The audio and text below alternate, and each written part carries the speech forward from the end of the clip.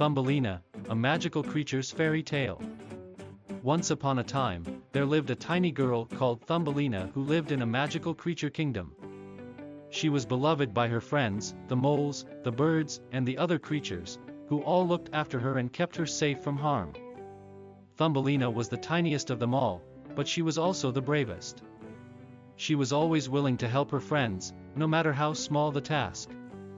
One day, Thumbelina was out gathering flowers in the meadow when she was surprised by the sudden arrival of a wicked frog prince.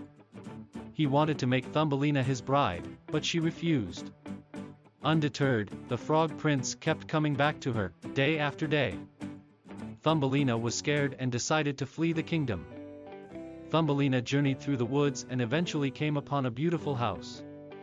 Inside, she found a kind old woman who offered her shelter from the storm. Grateful for the kindness, Thumbelina stayed with the old woman for a while. However, her peace was once again interrupted when the wicked frog prince found her and demanded that she be his bride. Thumbelina was determined to escape the frog prince and pleaded with the old woman for help. The old woman gave Thumbelina a magical flower that allowed her to fly away from the frog prince. Thumbelina flew until she eventually found a beautiful garden where she met a family of friendly moles. The moles took Thumbelina in and looked after her, protecting her from the frog prince. One day, the moles told Thumbelina about a prince who was looking for a tiny bride.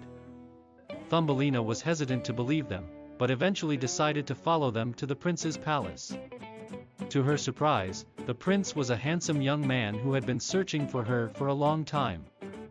The prince and Thumbelina were married and lived happily ever after. Thumbelina is a beloved fairy tale about a tiny girl who finds true love and happiness in a magical creature kingdom. It teaches us that even the smallest of